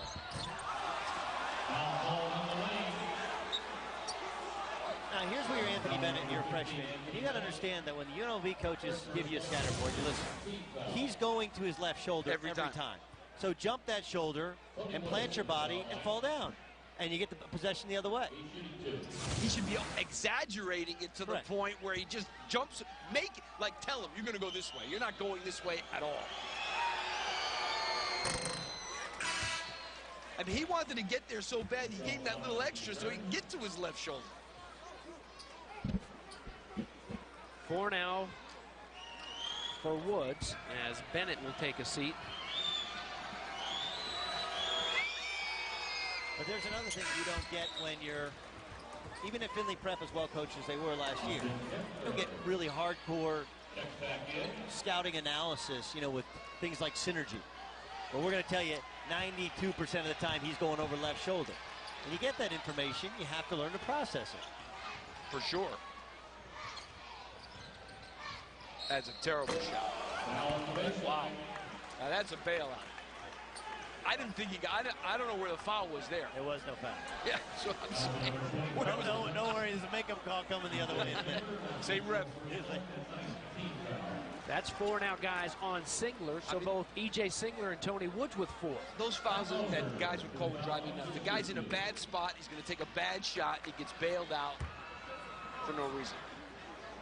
Moser looking for just point number 6 right now, and he really, even against those lesser teams, yet to find any kind of a rhythm to start. Well, E.J. Singler going to sit with his 4th foul. He's the most important player for Oregon. That's for sure. And, you know, Oregon has had to deal with the fact that they haven't had E.J. Singler for the first couple weeks of practice because he had a knee injury. And, you know, he's one of the few players who really knows the offense. They couldn't help each other. Oregon with the ball and a 3-point lead, get it denied. Here's Marshall behind the back in traffic, right to the rack, no can't finish. Rebound, Artis.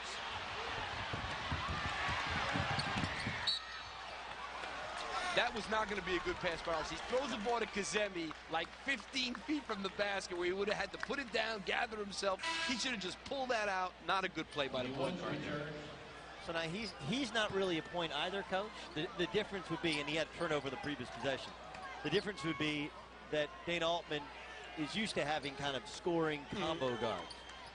His favorite point guard of all time, a kid named Ryan Sears, played for him at Creighton. Was kind of his John Paxson type. Could do all the things necessary just to be a point guard, but was an outstanding shooter scorer.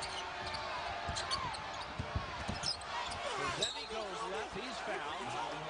Quintrell Thomas gets him on the way down. That's number 3 on the transfer from Kansas. I like the ability Kazemi showed there to put the ball on the floor. Oh, he's an athlete. He was top 50 in the nation last year in free throw attempts, so he can put the ball on the ground. That was a pretty impressive play. He shoots 2. Kazemi, part of a group of 4 players who've had a mass exodus from Rice. Ben Braun lost an assistant, lost several 4 players. They finally stabilized themselves last year before the mass transfers. We saw one of them early. Jermaine Sanders from Cincinnati, a guy who started out at Rice with a couple shots in that Cincinnati win. And the kid just got eligible for USC, or Ubby, the big kid. So yeah, a lot of losses for Ben Braun.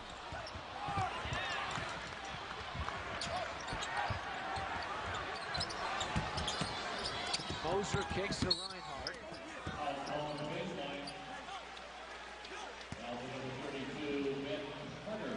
That's 2 on Ben Carter. And Reinhardt will shoot. You know, you talked about Matter Day earlier, Doug, and big news in football, of course. The quarterback situation there at USC. Both Matt Barkley and Max Whittick are Matter Day guys, and it'll be Whittick taking over the reins for USC, trying to knock off Notre Dame on Saturday. Reinhardt did it on the hardwood there. It's the Global Sports Classic semifinal, the second from the Thomas & Mack Center tonight on CBS Sports Network. Along with Steve Lapis and Doug Gottlieb, I'm James Bates. We've got the Ducks and the Runnin' Rebels going at it. Up next, don't forget it's the Great Alaska Shootout. We'll send you out to Pete Gillen and Brent Stover. First game is Belmont and Northeastern.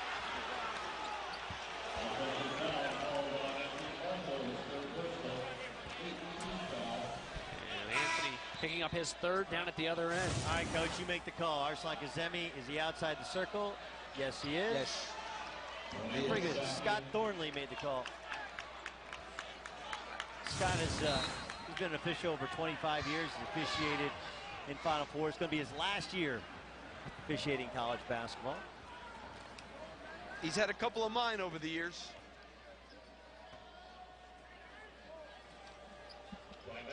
60-56, number 18 team in the nation, trailing right now, 9:16 left to play.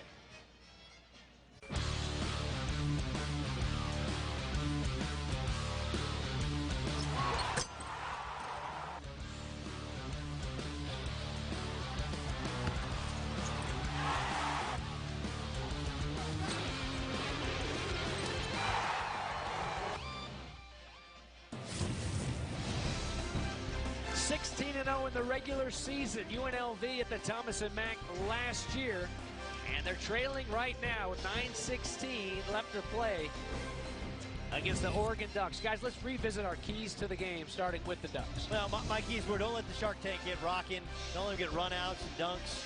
And though they trailed early 9-2 and the place was about ready to explode, for the most part, they've kept UNLV fans, the Rep fans, out of the game, and they've minimized Mike Moser, who hasn't done much offensively. And UNLV has pressured the guard. They forced some turnovers, but it has not been enough to get Oregon off their game. And that's been the problem. Usually the Rebels, they haven't been able to stop Oregon from getting into their half-court offense. When they're really putting the pressure on, people can't run their stuff. Oregon's been able to run their stuff. Dana Altman's team right now led in scoring by a freshman, Ben Carter. There he is right there with the run. True freshman from Las Vegas.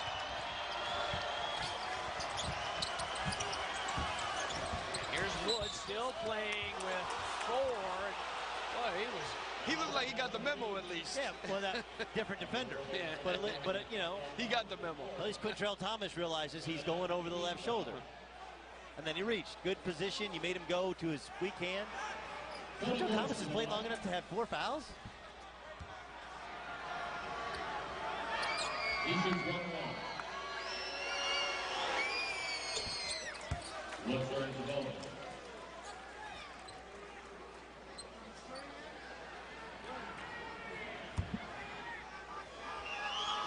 big number on Thomas coming in was the amount of rebounds he's had in minutes played. And switching that over tonight. I like straight to Vargas. Reinhardt picks his pocket there, though. Under 9 we go.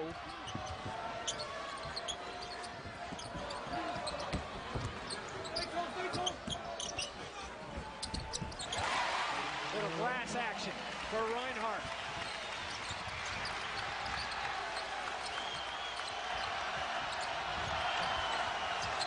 The 2 with 4, banging down on the block. Coach, when do you bring E.J. Singler back in? I'd go another 2 minutes. Yeah. There goes Woods. Or something happens to this lead. Thomas. Guys, they were banging and ringing up Thomas. Number 5 for Quintrell. He's done. If I can keep it tied or less. So here's Woods. And Woods trying to establish position. Yeah, that's a play on. That's a play on. I think it's a foul. Play on. What advantage? I thought it was a foul before that. Yeah, but what advantage is really gained? They talk about physicality in the post.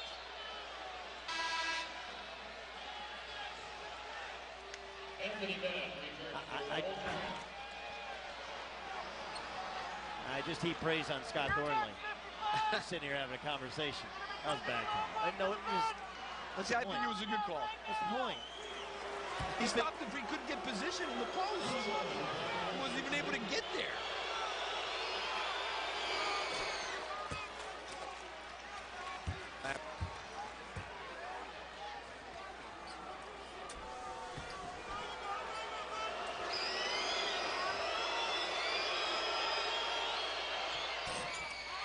One of 2 on that trip for the senior Woods.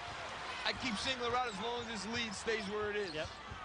Reinhardt, another 3. Try. Got it. Second of the night.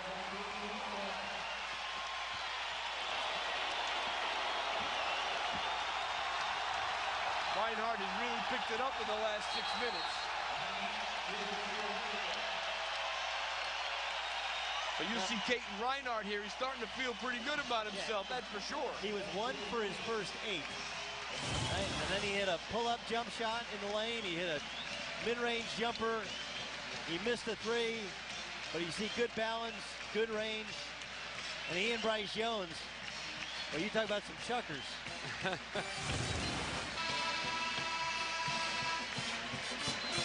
Reinhardt with 12 now, and look at the rebellion. The student section here at the Thomas and Mack, and it's been a huge home court advantage. You look since 1983, 405 and 81, that overall record. Over 83% of the games are won. Currently on a 20-game regular season win streak. They won all 14 regular season games last year. That one loss was in the Mountain West Conference Tournament, which was held right here against the New Mexico Lobos. The Lobos picked to finish 3rd in the preseason in the Mountain West. UNLV right behind San Diego State. Heck of a year for New Mexico. Last year winning the league, winning the tournament. Yep. Colorado State getting in the tournament. Nevada, so UNLV will get a chance to play Nevada twice this year.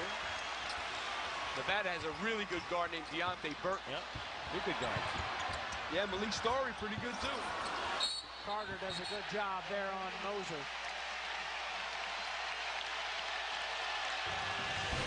Getting kind of chippy down underneath. Whistle blown, and the Rebel fans trying to bring their team back in this one. They trail by 1.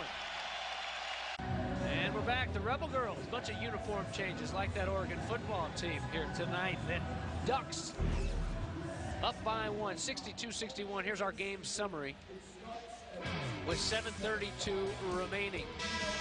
Well, the three-point shooting obviously leaves a lot to be desired, especially for UNLV because they rely on it so much. Over 40% of their attempts are from the three-point line on the season. So if you're going to take that many, you got to make it. Tony Woods just fouled out, and that'll allow Ben Carter to play some more. Although it looks like E.J. Singler's going to come back in. Another big story has to be Carter, a freshman from Vegas, played down the street at Bishop Gorman with 12 points already in the game and 5 rebounds, including 4 offensive boards. Yeah, he's been terrific. All that 19 minutes for Carter, and here's another freshman who played his high school ball in Vegas last year at the line, Bennett. And as we come back, there's Ben. I might have waited one more possession, one more time down to see before I bring Singler back in, but Dana Altman knows better than me about his team.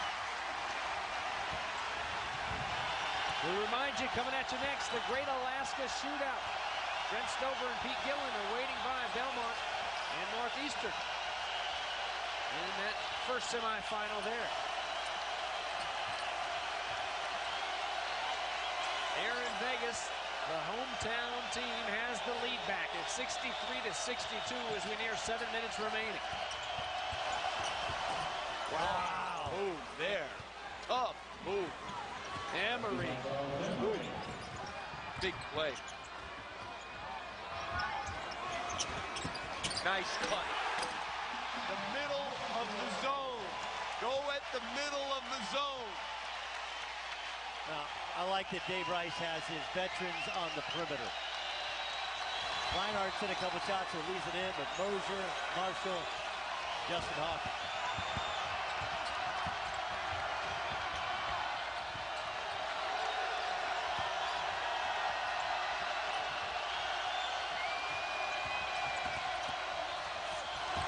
Wow. The freshman goes scoop with the left for 2 to quiet him for a little bit. Bad turnover there. Dotson will push up to the fellow freshman and unable to finish there is Artis.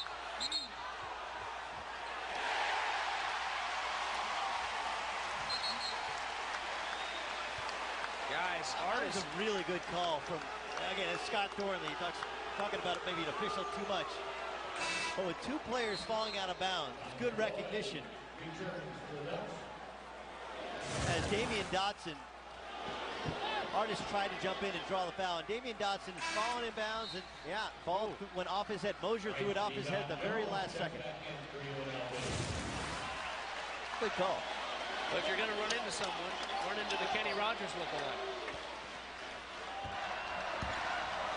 Ducks up 1. They led by 9 in the first half. We've had 13 lead changes in this game. We can make it 14 with a bucket here from UNLV. Corner. Oh. Not a good shot. No, high post. Mike Mosier, 43. Touches the ball every time down the floor in the zone.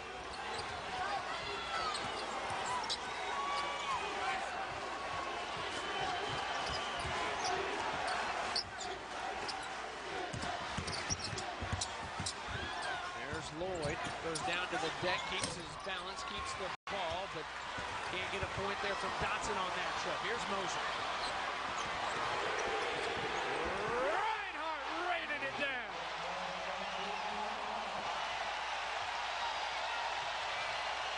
Reinhardt's been the player of the game, really, in the second half.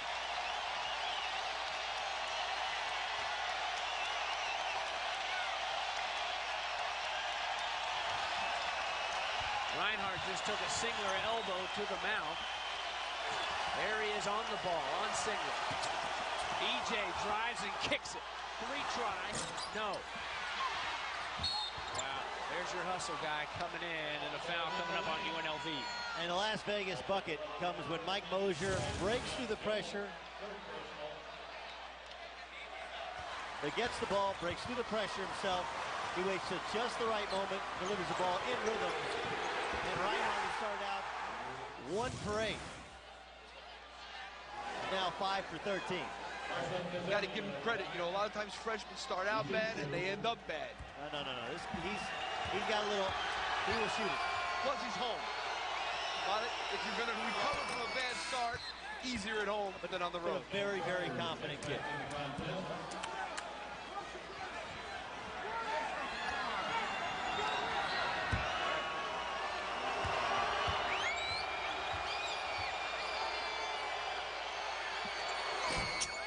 Nice trip for Kazemi, and we're tied at 68. He came running in for that rebound. That was a heck of a chase by Kazemi to get that rebound.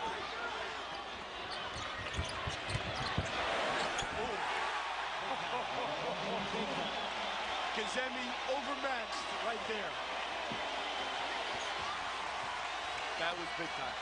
Anthony Bennett now has 20. His running Rebels have a 2-point lead.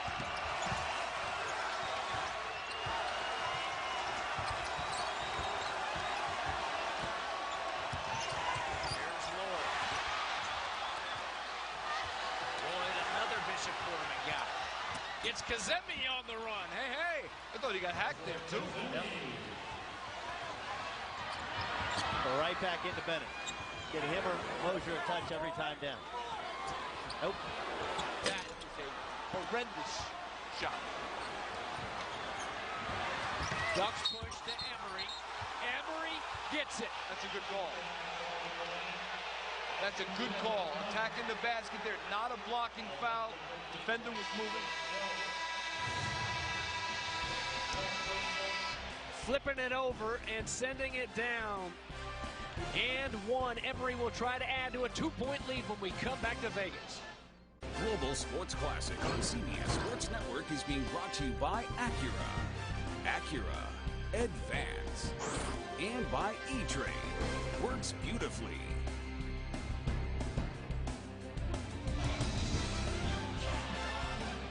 Under 4 to play at the Thomas & Mack Centers. We welcome you back to the Global Sports Classic.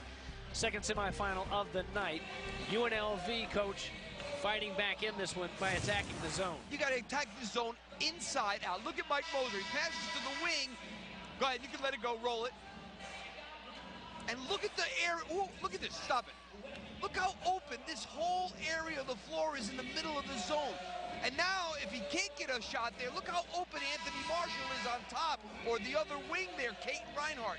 Get the ball to the middle of the zone and then attack. And the other part about it, Coach, in that clip is the ball starts on one side and then is transitioned to the other side.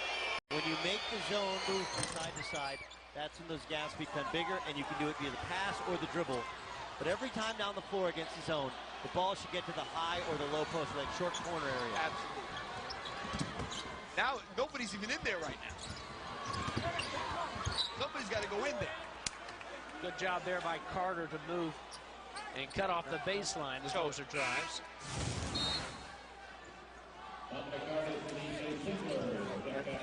And they're running a ball screen action to try and get a weak side jump shot for Reinhardt, and Oregon adjusting to it. No whistle there. That's a poor pass. That's two tough plays that Anthony Marshall has made in the last 3-4 minutes.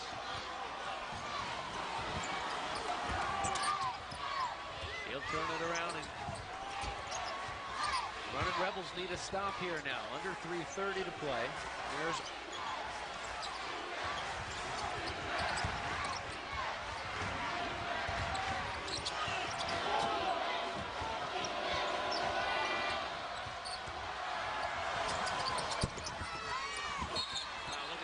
fight. A little bit too much, though, over the back of Justin Hawkins.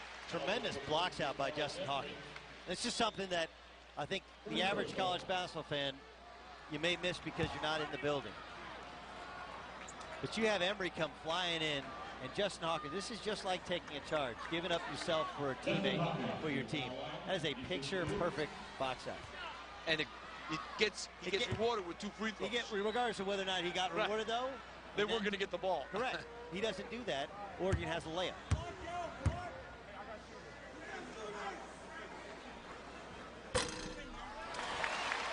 I would, if you're Dave Rice, you have to seriously consider it. When you play top-level competition, UNLV has a pretty good schedule here before they get to conference play.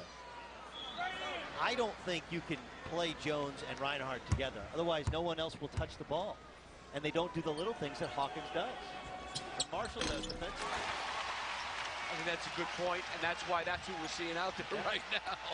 But it's one of those things where in nonsense exhibition games or in practice, you get away with it. There's Hawkins on the ball on Emory. Here's Dotson.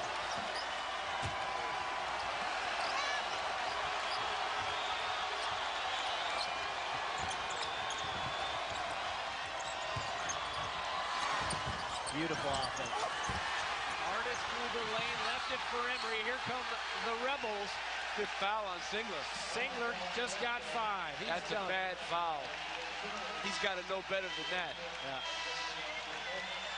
I don't think he fouled.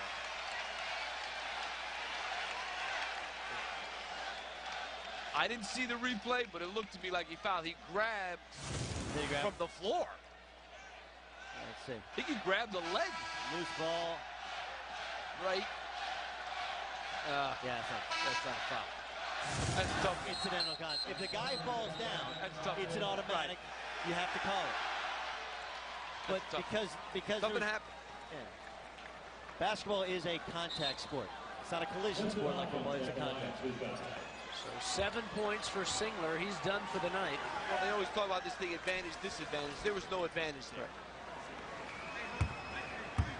Back down to the other end with Justin Hawkins. He's hit 3 big free throws in a row, and we're tied at 73.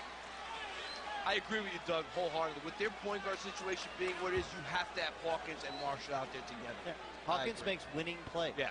And you know what? I don't care how many points the other two throw in, and you need scoring, you need offense, but you have to have guys that buy in, share the ball, make winning plays. Otherwise, you can't run any offense. And you play the one that's playing good. Right. Reinhardt's playing good, keep him there. Bryce Jones does it another day, you keep him there. A great job by Hawkins tonight, artist the basketball. Dotson gets some space. He's a big-time player. Dotson played at Houston's Yates High School, so you know he's been in some tough gymnasiums in his day. That is now. Why would you do that? Kept alive, though, and putting it down is Bennett. He's a force.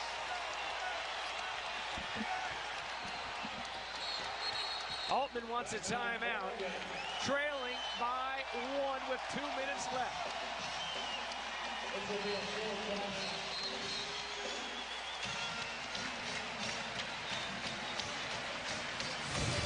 So you get a terrible shot from Kate Reinhardt. This is just not a good shot. Loses the ball, nothing, nowhere to go, shoots it. But you have to play second shot basketball. And Arslan Kazemi, who has a reputation as a very good rebounder, doesn't box out. And then Ben Carter, the freshman, doesn't box out as well.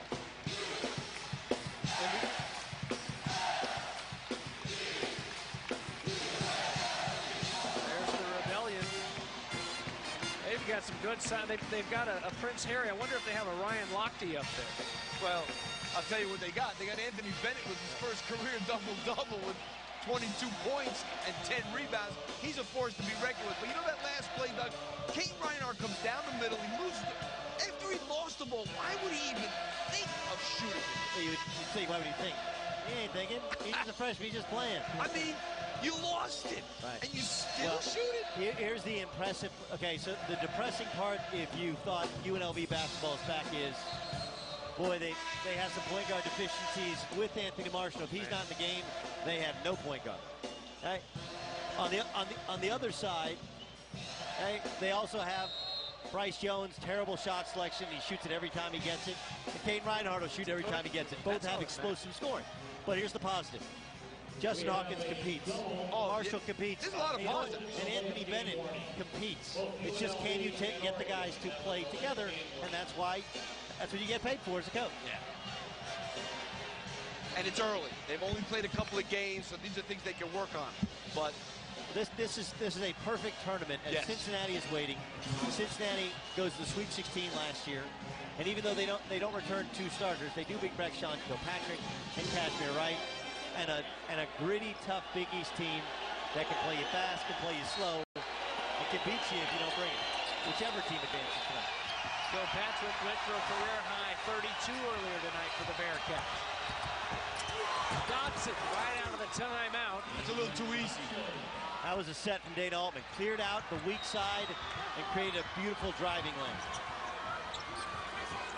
Got to get somebody to that foul line area. Coming Bozier. Reinhardt 3-ball. Yeah!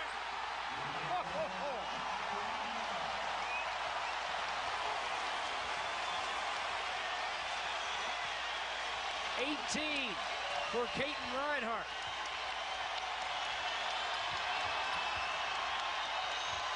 Two-ball, Dodson, short, rebound, Moser.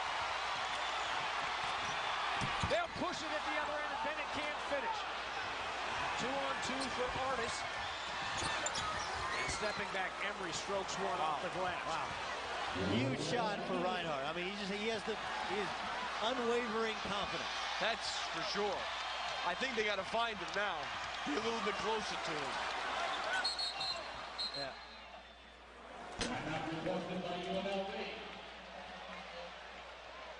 Well, this kid starts out playing so poorly in this game, and now as the game has gone on, has gotten more and more confident, and that's not good defense for a guy who's been making some shots lately. But Oregon, you got to give them credit. They came down the other way, and Emery's been tough. And that was not an easy shot. He had to pull up on a dime to knock that out. I thought he was off balance. Yeah, I did too. It almost looked like he had a flat tire. I know. He stepped in a hole. I said, what's he doing? He knocked it out. So the 2 offensive sets against the zone that UNLV has run is the high ball screen with an overload away. You're looking for a jump shot away. The other is where Mosier gets to the top, passes to the wing, and then flashes the high post. But does Dana Altman stay in the zone, or does he switch to man? He's man right now. Right. So now he has to switch his play. Now, would you put in a man and a zone play? Yes, you have to be ready for both. Look at that. All 18 in the second half. And I think they are ready. Yep. High ball screen. Good pass. Kicking it out there to Jayhawk. Justin Hawkins just rolling out. And last touch by Bennett. He couldn't pull it down. That was a good shot. Now, Altman has 1 timeout, but you don't want to burn it here. Just play. You run a set. You got to break through their pressure, get into a set. Of course, they're playing without E.J. Singler. He's their best offensive player. If you get bogged down, then you use the timeout.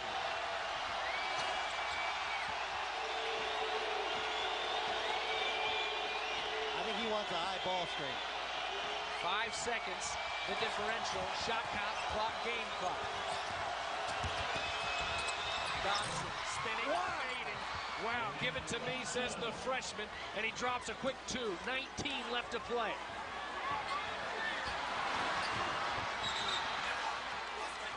UNLV.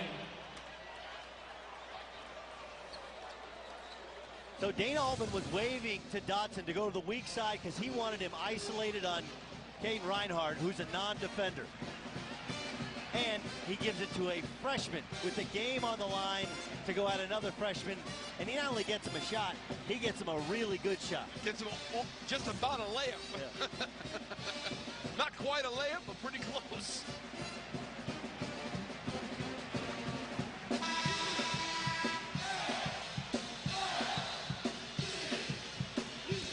Thomas and Mack, these running Rebels, tough to beat. 16-0 in the regular season last year, and it was the first time they had run through the regular season unbeaten in 20 years. Well, you know right now, Oregon's going to be man-to-man because they're not going to give up some open 3 and lose the game. I'm guessing they're going to be man-to-man. And they're going to run that high ball screen again like they just ran with Anthony Marshall on top and try and get something going to the basket. At least get 2 free throws out of it. I'd go quick, though, because then you can... Got to go quick. Yeah. They'll do just that. Marshall can't They got a finish. foul. And they foul Dotson. They get to Dotson with 6.3 remaining. You can't get a better shot than that. Oh, I mean, he ends up with a complete layup that he misses here. Goes with his right. He's left-handed. He's got to make that. Wow. Got to make it. Got to make it. Damian Dotson at the line. He shoots 2. Shoot a free throw in this game, Dotson. And that was just his 4th free throw in college basketball. Now 3 of 4 on the season.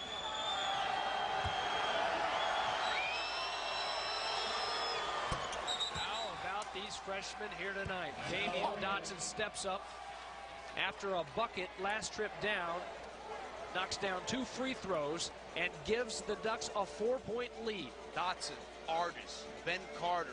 Boy, it's a good team. It's a good team, and Dana Altman pulled me aside, and he says, what do you think about Dotson? I said, Coach, I've seen a little on Synergy, very little of your tape. He said, he's really, really, really talented. And I believe in him. And, you know, you look at what Dana's trying to build, and he's yet to have, you know, 4-year guys. He's had to take transfers. And last year getting DeVoe Joseph, having him for just a half a season, he had to make do. Now you have you're starting to build the building blocks of your program with Dominic Artis and with Damian Dotson. This is a heck of a win if they can hold on. And Ben Carter. Ben Carter. Those are 3 quality freshmen. Quality. Freshmen tonight for Oregon, guys. 44 of the 83 points. There's Hawkins. A 3 that misses, and the freshman Artis will pull it down. And how about this win? For a team picked to finish 7th in the Pac-12, they come to Las Vegas and stop a streak of 20 straight regular season wins here at the Thomas and Mack, knocking down the number 18 team in the nation.